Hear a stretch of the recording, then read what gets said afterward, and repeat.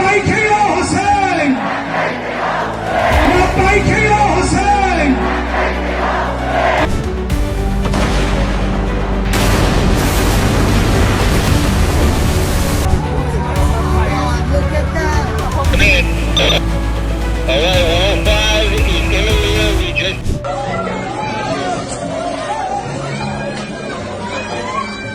I beg you, stop the war! Iran, we don't want more blood! Please, for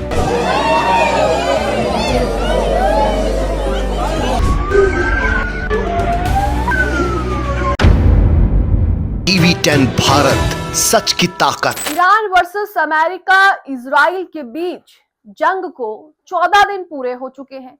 दोनों पक्षों की तरफ से लगातार हमले किए जा रहे हैं।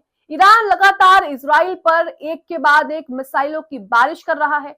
वहीं अमेरिकी सैन्य अड्डों पर भी जमकर हमला कर रहा है। दोनों पक्षों की तरफ से बयानबाजी भी तेज होती जा रही है। जहां एक तरफ ट्रंप ये बयान दे रहे हैं, ट्रंप ये दावा कर रहे हैं कि ईरान जल्द सरेंडर कर सकता है, वहीं ईरान ने तो अमेरिका और इजराइल में भारी तबाही मचाकर रख दी है। कैसे, आपको इस खबर में बताएंगे। अमेरिका और इजराइल की नाक में दम कर रखा है ईरान ने, और यही वजह है कि ट्रंप बरगलाते हुए घबराहट में इस तरह के दावे वादे कर रहे हैं कि ईरान जल्द सरेंडर कर देगा। ट्रंप तो ये भी कहते हुए कई जगह सुने जा सकते हैं कि हमारी जो है वो जीत हो गई है और युद्ध समाप्त हो गया है। लेकिन ये कहानी यही खत्म नहीं हुई है। ईरान ने अमेरिका और इजराइल का क्या हाल कर रखा है, आज आपको इस खबर में बताते हैं। नमस्कार, आदाब, आप देख रहे हैं TV10 भारत और मैं हूं आपके साथ मुनमुन रहमान। तो आपको कुछ खबरें और कुछ तस्वीरें दिखाएंगे जो इस वक्त जंग से जुड़ी हुई आ रही हैं। इन तस्वीरों को देखकर आप खुद ही अंदाजा लगाइए कि जंग समाप्त हुई है या नहीं हुई है, या फिर इस जंग में किसका पलड़ा भारी है और कौन जीत रहा है और कौन सिर्फ दावे ही कर रहा है। सबसे पहले न्यूज 24 की खबर देखिए, जिसमें लिखा है अमेरिका के सबसे ताकतवर न्यूक्लियर वॉरशिप गेराल्ड में आग लग गई है। ये आग युद्धपोत के लॉन्ड्री में लगी है। अमेरिकी की नेवी ने दावा किया है कि आग युद्ध की वजह से नहीं लगी है। हालांकि अपनी कमी छुपाने के लिए ये तो बोलेगा नहीं कि हमने ईरान जो हमसे कम ताकतवर है उसने हम पर हमला कर दिया और हम वहीं पर जो है आग हमारे जो है इसमें आग लग गई है।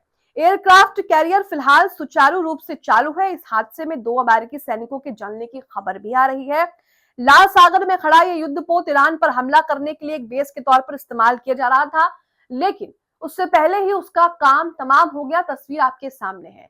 खबर में आगे जाने से पहले हमारी आपसे खास अपील है कि स्वतंत्र पत्रकारिता को लेकर आप हमें अपनी छोटी सी राशि देकर सहयोग दे सकते हैं। वीडियो में देखे QR कोड को आप स्कैन कर सकते हैं और हमें अपना सहयोग दे सकते हैं, ताकि ऐसे निष्पक्ष खबरें हम आपको दिखाते रहें। अब यहाँ देखिए, वर्ल्ड अपडेट हिंदी ने यहाँ पर एक तस्वीर और एक वीडियो शेयर किया है। पहले ये तस्वीर देखिए, ये तस्वीर इजरायली सैनिकों की है। लिखा है, लीक हुए फुटेज में दिखाया गया है कि ईरान की एक हाइपरसोनिक गाइडेड मिसाइल ने तेल अवीव में आयोजित एक भव्य समारोह को निशाना बना दिया, जिसमें जनरल, सैनिक और कई महत्वपूर्ण हस्तियां जो है वो शामिल थी। इस हमले में कई लोगों की मौत की खबरें जो है वो भी आई है। तो यहाँ पर आप ये वीडियो देखिए, जिसमें किस तरह से जश्न मना रहे होते हैं, लेकिन उसी बीच ईरानी मिसाइलों का हमला होता है, जिसके बाद सब कुछ तबाह हो जाता है।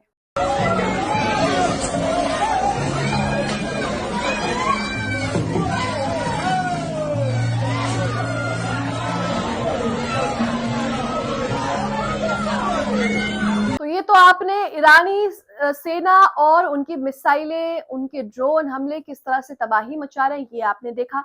अब आपको ईरान के सैन्य प्रवक्ता क्या कह रहे हैं वो बताते हैं। ईरान के सैन्य प्रवक्ता कह रहे हैं कि अगर ईरान के ऊर्जा ढांचे या बंदरगाहों पर जरा सा भी हमला हुआ तो हम पूरे क्षेत्र के तेल और गैस इंफ्रास्ट्रक्चर को आग लगा देंगे, जिससे अमेरिका और उसके सहयोगी फायदा उठाते हैं। अब ये सीधी लड़ाई नहीं रही, रणनीति का खेल बन चुका है। ईरान तो इस जंग में शुरू से ही एक रणनीति फॉलो कर रहा है। ईरान इस जंग में एक रणनीति बनाकर चल रहा है और उसी रणनीति के तहत ही ईरान अमेरिका और इजराइल पर अभी तक भारी पड़ रहा है। तो आप देख ही सकते हैं कि किस तरह से लगातार ही ईरान की तरफ से धमकियां, चेतावनी दी जा रही हैं।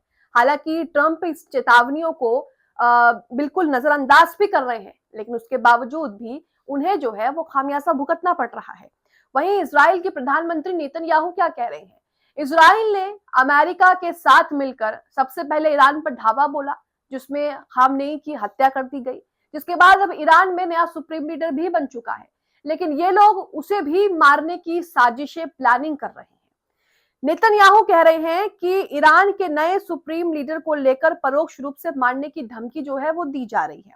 हालांकि ये भी स्वीकार किया गया कि अमेरिका इजराइल के संयुक्त हवाई हमले से तेहरान की सत्ता का पतन जरूरी नहीं है, यानी कि जो नए सुप्रीम लीडर वहां पर बने हैं ये लोग उनके पीछे भी पड़ गए हैं। अमेरिका और इजराइल की तरफ से उन पर भी हमले करने की धमकियां जो है वो मिल रही हैं। हालांकि अमेरिका और इजराइल जो उसने ईरान पर हमला किया जिसमें खामनेई की हत्या कर दी, उस हमले से अमेरिका और इजराइल इतना तो समझ गया कि अमेरिका इजराइल जो है वो तेहरान में सत्ता परिवर्तन नहीं कर सकते, या फिर ईरान में वो जिसे चाहे अपने मनमर्जी की सरकार नहीं बनवा सकते। अब यहाँ पर एक और ट्वीट है जिसमें कई तरह की जानकारी दी है, मैं वो भी आपके सामने रख रही हूँ। एक वीडियो भी यहाँ पर शेयर किया गया है, पहले तो ये वीडियो देखिए। इस वीडियो में किस तरह से मिसाइलें अटैक कर रही हैं, हमला हो रहा है।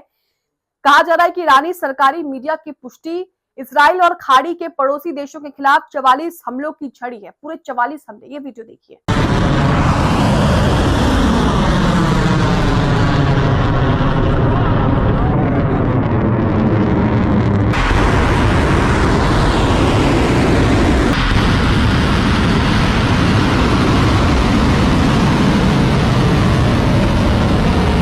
तो ये वीडियो आपने देखा, जो वीडियो शेयर करके जानकारी दी गई है ट्वीट में वो भी आपके सामने है। लिखा है ईरानी सरकारी मीडिया की पुष्टि, इजरायली और खाड़ी के पड़ोसी देशों के खिलाफ 44 हमलों की झड़ी। लेकिन डोनाल्ड ट्रंप ने तो घोषणा की थी कि ईरानी सेना पूरी तरह नष्ट हो चुकी है। मैंने शुरुआत में आपको बताया कि डोनाल्ड ट्रंप तो इस तरह की बातें कर रहे हैं, ये दावा भी कर रहे हैं कि ईरान जल्दी सरेंडर भी कर देगा, लेकिन ऐसा कुछ होता तो दिखाई नहीं दे रहा है। ट्रंप ने 13 सेकंड में 5 बार जीत की घोषणा कर दी। ट्रंप ने कहा कि यह युद्ध बहुत पूरी तरह से समाप्त हो चुका है। ट्रंप ने कहा कि वो लोग समझौते के लिए भीख मांग रहे हैं, लेकिन असल बात क्या है ये हम और आप बहुत अच्छे से जानते हैं। लेकिन हमलों, झड़ियां या लहरें 44 तक पहुंच चुकी हैं। पश्चिम इराक में KC 135 रिफिलिंग विमान अभी गिर गया है। आज 2 तेल टैंकर नष्ट हो गए हैं अमेरिका से जुड़ा एक टैंकर भी निशाना बना, जिसमें एक भारतीय क्रू सदस्य की मौत हो गई।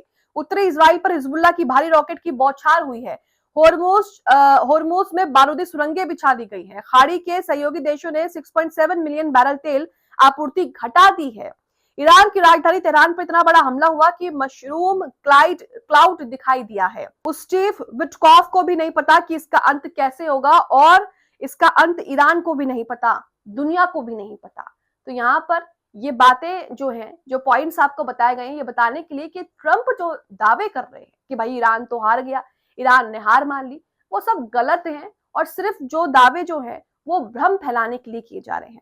वही मिश्रा अमरीश ने ब्रेकिंग न्यूज करके एक ट्वीट कर जानकारी दी है कि ईरानी नौसेना के साथ झड़प के बाद USS अब्राहम लिंकन पीछे हट रहा है। अमेरिकी नौसेना के तोपखाने जहाज पर लगी मार्क 45 तोप से US सैनिकों ने ईरानी पोत पर गोलीबारी करने का प्रयास किया, लेकिन कई बार निशाना जो है वो चूक गया। ये घटना तब घटी जब ईरानी पोत USS अब्राहम लिंकन के निकट आ रहा था। IRGC के अनुसार मिसाइलों और ड्रोन हमलों के कारण USS अब्राहम लिंकन विमानवाहक पोत को भारी नुकसान पहुंचा है। IRGC का दावा है कि हमले के बाद अब्राहम लिंकन जो है वो पीछे हट रहा है। वहीं एक और खबर आ रही है कि ईरान पर बमबारी करने के बाद लौटते समय विमानवाहक पोत USS अब्राहम लिंकन पर उतरने की असफल कोशिश के दौरान एक अमेरिकी FA-18F विमान दुर्घटनाग्रस्त हो गया है। ये वीडियो की तस्वीरें आप अपनी स्क्रीन पर देख रहे हैं, जो कि AI से जनरेट की गई है। वहीं खबर आ रही है संभल से कि जामा मस्जिद में अलविदा जुमे की नमाज आज 3 कंपनी PAC तैनात हो गई है। ईरान के समर्थन में प्रदर्शन की मनाही हो गई है, यानी कि मंजूरी जो है वो नहीं दी है, और इसलिए वहां पर भारी पुलिस बल तैनात है।